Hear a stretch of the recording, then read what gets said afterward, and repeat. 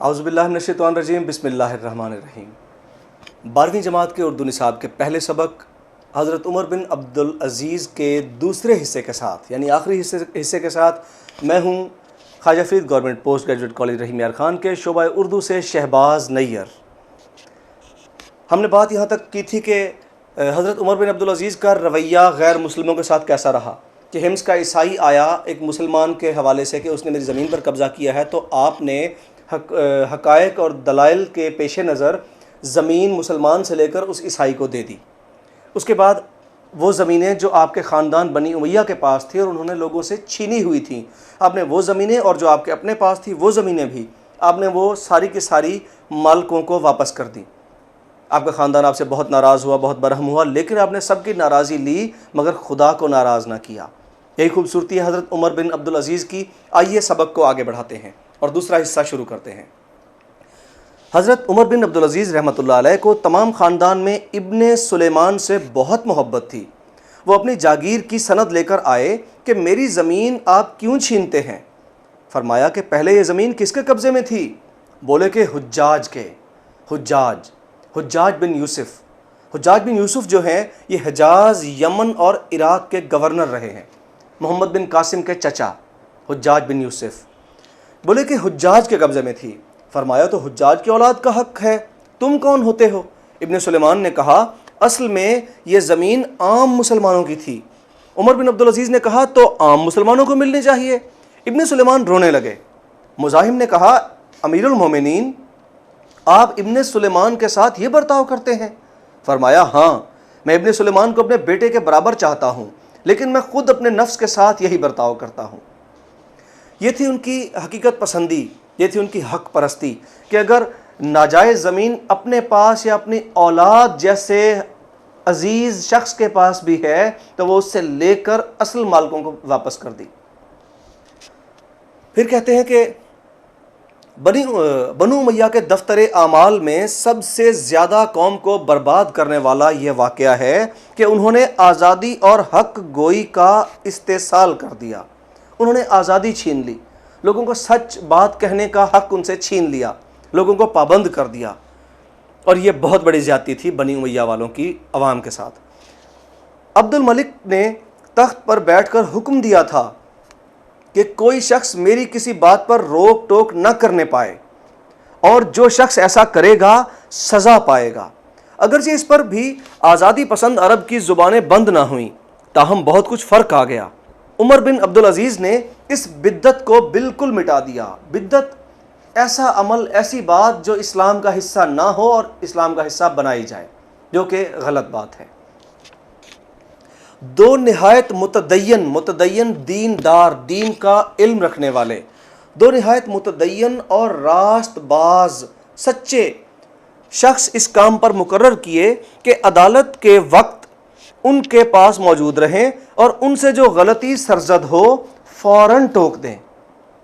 ان کے اس طرز عمل سے لوگوں کو عام طور پر جرت ہو گئی اور لوگ نہایت بے باکی سے ان کے اقوال اور افعال پر نکتہ چینی کرتے تھے۔ اقوال قول کہی گئی بات، افعال فعل کی جمع ہے، کیا گیا کام، یعنی ان کے قول و فعل پر، اقوال اور افعال پر لوگ نکتہ چینی کرنے لگے۔ اس کا سب سے بڑا فائدہ تو خود اسی شخص کو ہوتا ہے جس پر جس کے خامیاں کوتاہیاں نکالی جاتی ہیں، کیونکہ جب کسی شخص سے کوتاہیاں خامیاں سامنے آتی ہیں اور دور ہو جاتی ہیں تو پیچھے اس کا کمال بچتا ہے۔ محدث ابن جوزی نے بسند یہ واقعہ نقل کیا ہے کہ مسلمہ بن عبد الملک جو خاندان بنی امیہ کا دست و بازو تھا نے ایک گرجا کے متولیوں کے مقابلے میں دعویٰ دائر کیا کہ مسلمہ بن عبد الملک نے گرجا یعنی عیسائیوں کی عبادت گاہ، عیسائیوں کے متولیوں کے خلاف، عیسائیوں کے بڑے مذہبی رہنماؤں کے خلاف ایک دعویٰ دائر کیا۔ فریق مقدمہ جو عیسائی تھے اجلاس میں حسب قاعدے کے مطابق، قانون کے مطابق کھڑے تھے، لیکن مسلمہ کو چونکہ خاندانی زوم تھا، گھمنڈ تھا، غرور تھا، ناز تھا کہ میں بڑے خاندان کا ہوں، بنی امیہ کا ہوں میں، کہ جو کسی کو گھاس نہیں ڈالتا، جو کسی کو انسان بھی نہیں سمجھتا. ان کو یہ گھمنڈ تھا، یہ زوم تھا کہ بنی امیہ جو چاہے وہ کر سکتا ہے، جس کی زمین چھین لے، جس کو جو مرضی حق سے دستبردار کر دے. اب اس گھمنڈ میں، زوم میں، یہ مسلمان کو چونکہ خاندانی زوم تھا، لہٰذا وہ اس گھمنڈ میں بیٹھے رہے اور بیٹھ کر گفتگو کرنا چاہتے تھے.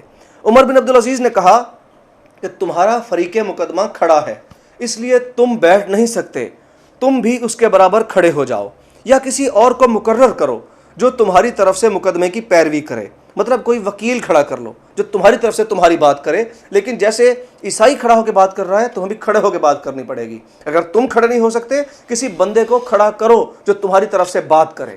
یہ انہوں نے بات کہی. مقدمے کا فیصلہ بھی مسلمان کے خلاف کیا، یعنی زمین متنازعہ گرجا کے متولیوں کو دلا دی.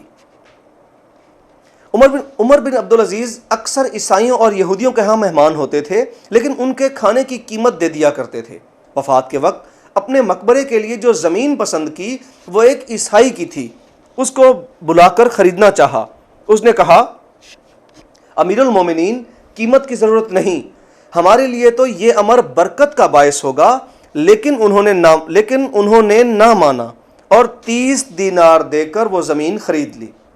عمر بن عبدالعزیز کی حکومت اور سلطنت کا اصل اصول مساوات اور جمہوریت تھا، یعنی یہ کہ تمام لوگ یکساں حقوق رکھتے ہیں اور بادشاہ کو کسی پر کسی قسم کی ترجیح حاصل نہیں. صرف ملکی امور میں نہیں بلکہ معاشرت اور ذاتی زندگی میں بھی عمر بن عبدالعزیز کا لحاظ رکھتے تھے. ان کے کھانے کا طریقہ یہ تھا کہ عام مسلمانوں کے لیے جو لنگر کھانا تھا اس میں ایک درہم اس دور کا سکہ تھا، پیسہ تھا، اس میں ایک درہم روز بھیج دیا کرتے تھے اور وہیں جا کر عام مسلمانوں کے ساتھ کھا لیتے تھے. ایک دفعہ رات کے وقت مسجد میں گئے، ایک شخص مسجد کے صحن میں لیٹا ہوا تھا. اتفاق سے عمر بن عبدالعزیز کے پاؤں کی ٹھوکر اس کو لگی. اس نے جھلا کر کہا، کیا تو پاگل ہے؟ عمر بن عبدالعزیز نے کہا کہ نہیں. پولیس کے آدمی موجود تھے، انہوں نے اس شخص کو گستاخی کی سزا دینا چاہی. عمر بن عبدالعزیز نے کہا، اس نے کیا گناہ کیا ہے؟ اس نے تو صرف استفسار کیا تھا کہ کیا تم پاگل ہو؟ میں نے کہہ دیا نہیں. استفسار کیا تھا، صرف پوچھا تھا، صرف بات جانی تھی کہ کیا تم پاگل ہو؟ میں نے کہا نہیں. یہ حضرت عمر بن عبدالعزیز کی انصاف پسندی ہے، کیونکہ پاؤں تو حضرت کا ٹکرایا تھا، لہٰذا وہ جو نیند میں سویا ہے اسے کیا خبر اوپر کون ہے اور کون نہیں. لہٰذا اگر ان سے بھی غلطی سرزد ہوئی یا ان سے بھی کسی کو تکلیف پہنچی تو انہوں نے اس کو سزا نہیں دلائی، اپنی حکومت اور حکمرانی نہیں دکھائی، بلکہ عاجزی، انکساری اور محبت سے پیش آئے اور اپنے سپاہیوں کو بھی روک لیا کہ اس شخص کو کچھ نہ کہا جائے. عمر بن عبدالعزیز جب مرنے لگے تو مسلمہ بن عبد الملک نے کہا کہ وصیت کر جائیے. کہا، میرے پاس کیا ہے جس کی وصیت کروں؟ مسلمہ نے کہا، میں ابھی 1,00,000 دینار بھیجے دیتا ہوں، جس کو چاہے اس میں وصیت کیجیے. فرمایا کہ اس سے تو بہتر یہ ہے کہ یہ رقم جن لوگوں سے وصول کی ہے ان کو واپس دے دو. مسلمہ سن کر بے اختیار رو پڑے. اس سلسلے میں یہ امر بیان کرنے کے قابل ہے کہ خلفائے بنی امیہ کی دولت مندی کا یہ حال تھا کہ جب حشام بن عبد الملک نے وفات پائی تو اس کے ترکے میں سے صرف اولاد ذکور، بیٹے جو ان کے تھے، صرف اولاد ذکور کو جس قدر نقدی رقم اور وراثت میں ملی تھی اس کی تعداد 1,10,00,000 دینار تھی.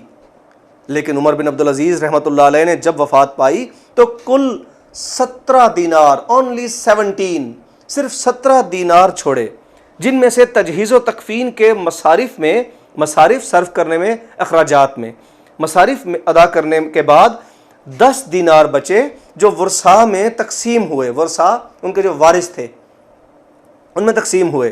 غرض عمر بن عبدالعزیز رحمۃ اللہ علیہ کی خلافت اور سلطنت ٹھیک اسی اصول کا نمونہ تھی جو اسلام نے قائم کیا تھا.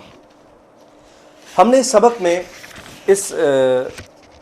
سبق عمر بن عبدالعزیز میں حضرت عمر بن عبدالعزیز کے غیر مسلموں کے ساتھ رویے پر نظر ڈالی. اس میں 4 سے 5 اہم باتیں ہیں کہ آپ کا رویہ، جب حمص کا عیسائی آیا تو آپ نے دلائل اور حقائق دیکھنے کے بعد اس کے حق میں فیصلہ دیا.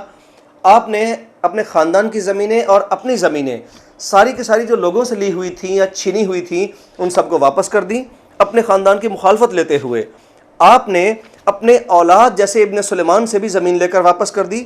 اس کے علاوہ آپ نے جو بنی امیہ نے لوگوں کی آزادی اظہار کا حق چھین لیا تھا وہ دوبارہ سے ان کو دے دیا, اور اپنے اوپر 2 دیندار اور سچے کھرے انسان بٹھا دیے کہ تاکہ جب کوئی غلطی کوتاہی ہونے لگے یا جب کوئی بات شریعت یا انسانیت کو نقصان پہنچانے والی ہونے لگے تو وہ روک لیں, سمجھا لیں, کیونکہ انسان ہے, انسان سے کوتاہی ہو سکتی ہے.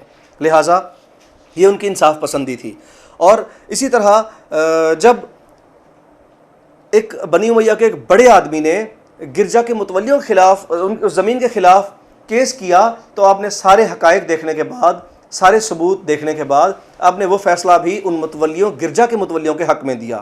پھر آپ نے جو زمین لینا چاہیے اپنی قبر کے لیے اس کو بھی ان کے لاکھ اصرار کے باوجود زمین کے مالکوں کو پیمنٹ کی, پیسے دیے. اسی طرح آپ کا پاؤں ٹکرا گیا ایک سوئے ہوئے شخص سے تو آپ نے اسے سزا نہیں دی بلکہ اسے معاف کر دیا. اور پھر آپ جب وفات پائی آپ نے تو آپ صرف 17 دینار چھوڑ کر اس جہان فانی سے رخصت ہوئے. جس میں سے تجہیز و تکفین, کفن دفن کے اخراجات کے بعد صرف 10 دینار بچے جو آپ کی اولاد میں تقسیم کیے گئے. اسی کے ساتھ شہباز نذیر کو دیجیے اجازت. انشاءاللہ اگلے موضوع کے ساتھ پھر ہوگی ملاقات. فی امان اللہ.